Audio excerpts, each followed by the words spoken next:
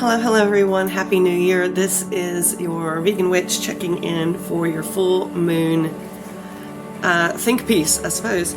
So this is the full moon for January 2026. As I'm recording this, it is New Year's Eve, and so this moon is really at an auspicious time where it's really bringing to a head all of the energy of the holiday season and the excitement over the new solar calendar year.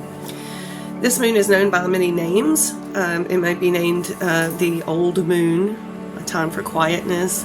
It also might be thought of as the wolf moon. If you watched any of my other full moon videos, this is something that I've been playing with, is reimagining this lunar calendar.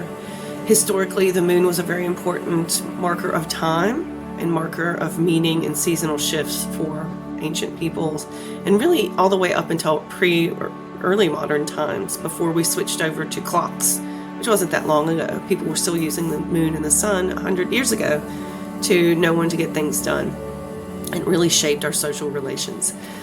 So I'm very interested in reimagining that away from a society, a culture rather, that is based in exploiting nature and exploiting non-human animals. So first thing I wanted to talk about was looking at the old moon, a time for quietness. I like this particular oracle deck, by the way, if you're interested. It's the Moon Mana series. There's a group of women in Ireland who are doing a feminist reclaiming of old Celtic and Irish traditions. Anyway, but the old moon, I think a time of quietness is very helpful. It's teaching us lessons from nature, that this is a time of quiet. Nature has entered into a slumber, and it's peaceful. That was funny. You probably couldn't hear it, but my dog snored right when I said that. But it's a time for peace. It's a time for rest. We're gearing up because when Imbolc comes along in just a few weeks, we're going to be seeing nature stirring.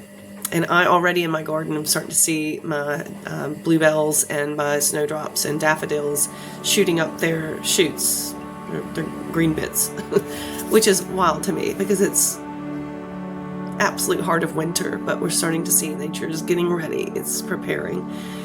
But we need to take a lesson from that, because, and I'm actually seeing quite a lot about this in social media, it's no wonder a lot of us are feeling very worn out, burnt out, which is definitely my experience this season, this year, because nature is asking us, calling us to calm down, rest, and do a low energy few months.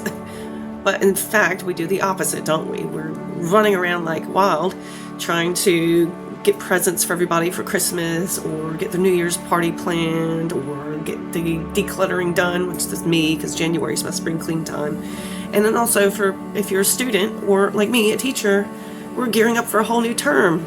And so it's actually busy right now, when nature all around us is not aligned with that. It's asking us, with these dark days and nights, cold weather, and sleeping nature, for us to also take advantage of that and rest our bodies, but we don't do that.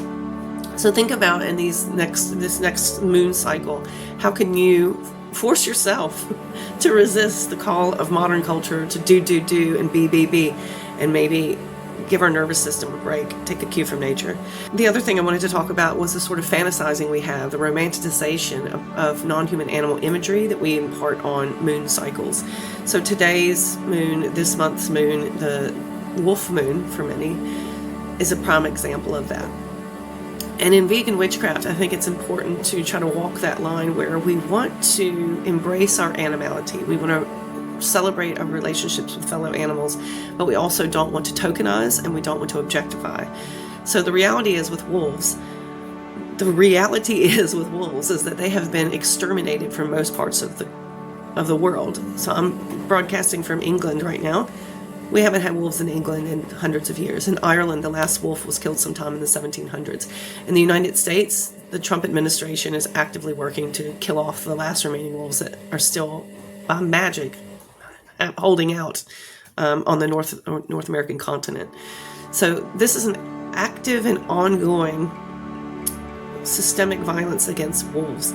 And so when we're hearkening on the imagery of the wolf moon as witches who are supposed to be nature-based and attuned to these relationships, we need to be cognizant of that ongoing oppression and respectful of that and acknowledge that, and not just take from the imagery of wolves what will benefit to us, but what can we ask ourselves, what can we give back to wolves this season to support them? So there's lots of ways that you could do that. You can donate to become a member of wildlife charities that are working with wolves, and maybe not even wolves in particular, just wildlife in general that helps support the ecosystem for wolves to be in, wherever they may still persist. Or you could be supporting vegan initiatives, where in spaces like in England where I am, where there are no wolves and likely never will be wolves again, it's still important, I think, to support vegan education, vegan outreach, so that we can prevent this happening to other animals and provide support to other countries where that persecution persists. And in our everyday, wolves, they actually play a very interesting role in our culture, where on one hand we vilify them and on the other hand we romanticize them. I think that we in the everyday can start challenging these generalizations and recognize that wolves are persons, individuals just like us. They resist stereotypes, they resist being put into categories and boxes, and reducing any group of people to super positive or super negative can be problematic in that it's objectifying. So there's some practical ways that you can help. And I'm sure also you might live in places where you can directly volunteer for some of these places that are helping wolves. But as vegans, we can start speaking out when we see mischaracterizations and stereotyping happening. So when you're practicing your full moon magic this season, think about two things: how we can start to incorporate some lessons from nature seriously, really. Like, what are you doing this month to actually take seriously what nature is asking you to do, which is to rest? And number two, it's another cue for us to celebrate this relationship we have with other animals, so the wolf moon, but also to be mindful about how human oppression is still very real, and wolves are a very heavily persecuted species. So I'm wishing you a very, very happy full moon season from my little witchy home to yours. Please keep it vegan and please keep it witchy, and I'll catch you for the February moon.